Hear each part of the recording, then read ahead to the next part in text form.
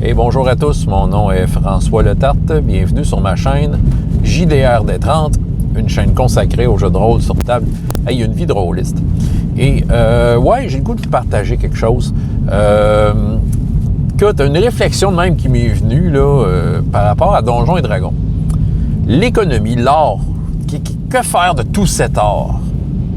Avez-vous remarqué, puis c'est peut-être moi aussi qui porte pas assez attention à cet aspect-là, ce qui fait que j'ai l'impression que c'est un pseudo-problème, mais j'ai l'impression que dans Donjons et Dragons, les joueurs ramassent beaucoup d'or. T'sais, ils font des aventures, ils ramassent des trésors fabuleux, ils sont enterrés de pièces d'or. Une autre affaire que j'ai remarqué, c'est que les joueurs arrivent très vite au point où ils savent plus quoi faire de leur argent. Ils savent plus où la mettre, puis ils savent plus quoi acheter parce que ben c'est ça, tu sais, dans leur but, OK, oui, ils veulent acheter des affaires, ils peuvent s'acheter des super bons équipements, mais souvent, ils en ont plus qu'assez pour s'acheter tout ce qu'ils veulent. C'est trippant, là. Mais c'est ça, sauf qu'en tant que tel, il n'y a pas de but à avoir autant d'or. Ça devient quasiment une nuisance. Tu sais plus où la mettre, ton or, tu sais.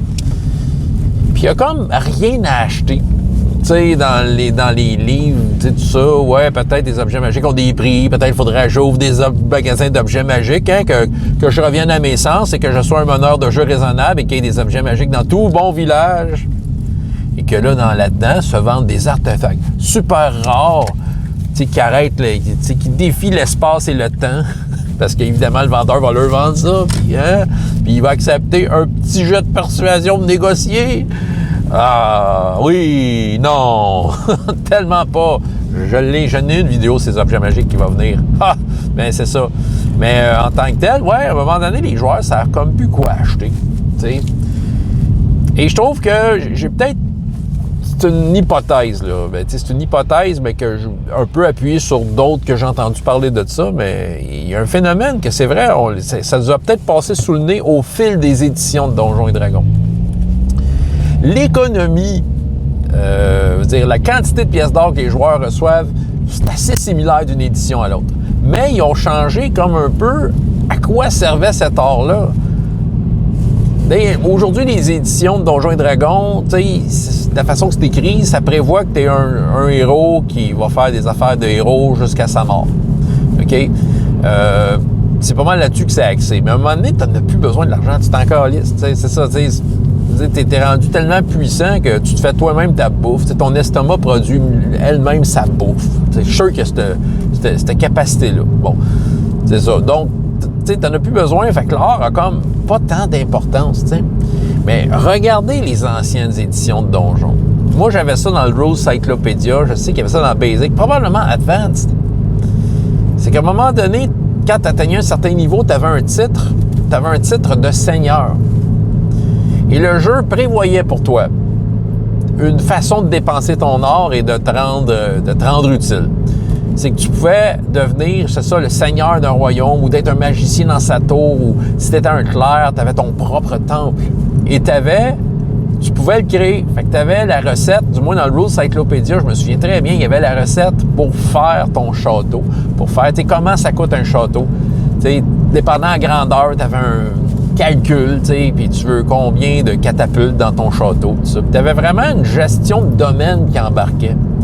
C'était ça qui était prévu. Fait que l'économie de Donjon, qui est là depuis 50 ans, bien, c'était en fonction qu'à un moment donné, ton personnage, il arrêtait d'être un aventurier et au 9e niveau, le très hot 9e niveau, très difficile à atteindre, c'est supposé. Ben, c'est ça, là, tu devenais comme quelqu'un de très puissant, un leader, puis tu avais besoin de ton château. C'est à ça que ça servait, là. Fait que là, c'est ça qui arrive. Aujourd'hui, je trouve qu'on a de l'or pour rien parce que l'emphase n'est pas mise là-dessus. L'emphase est mise sur les personnages ont quand même le choix de ce qu'ils veulent faire de leur personnage. Les joueurs ils ont ce choix-là. Dans le temps, pas que tu n'avais pas le choix, mais tout était mis en place pour que ça le devienne. Que ça devienne que tu es un seigneur. Fait que c'est ça. Fait que je trouve qu'on donne trop d'or aujourd'hui parce que cet or-là, il n'y a plus cette utilité-là. À moins de s'acheter des suppléments puis si les joueurs sont intéressés, qui vont détailler ce genre d'affaires-là, d'être un seigneur. Je pense que Matt Colville en a fait un, Strongholds and Dominions, je pense qu'il s'appelle de même, je n'avais entendu parler, parce que probablement que ça bouchait ce trou-là qu'il n'y a pas dans Donjons et Dragons. Mais allez voir ça. Les anciennes éditions de Donjons et Dragons, l'or servait... Il servait à t'acheter des choses, c'est sûr. Il servait à payer ton domaine, puis de payer tes employés. Tu avais vraiment une gestion de domaine. Là. Puis aussi, ben, c'est avec ça que tu montais des points d'expérience. C'était beaucoup avec l'or. La grosseur du trésor te donnait un certain nombre de points d'expérience. Il y a toutes des raisons derrière ça là, qui sont bien logiques. T'sais, sur le coup, ça a l'air mais non, il y a une raison pour ça. Là. C'est comme l'effort pour se rendre au trésor vaut le trésor, en point d'expérience, en tout cas. Mais c'est ça. Fait que trouvez-vous qu'on donne trop d'or? Moi, je trouve qu'on donne trop d'or. Ça sert à rien. Les joueurs, une fois qu'ils ont tout acheté ce qu'ils veulent, ils n'ont plus besoin de rien. Ils trouvent des objets magiques dans les places qu'ils vont. Ils ont-tu vraiment besoin d'en acheter? T'sais? C'est ça. Voilà. C'est ça que j'avais à raconter. François Letarte de JDR Détrante. Et jusqu'à la prochaine fois, ayez autant de plaisir dans la vie que dans les jeux. Au revoir.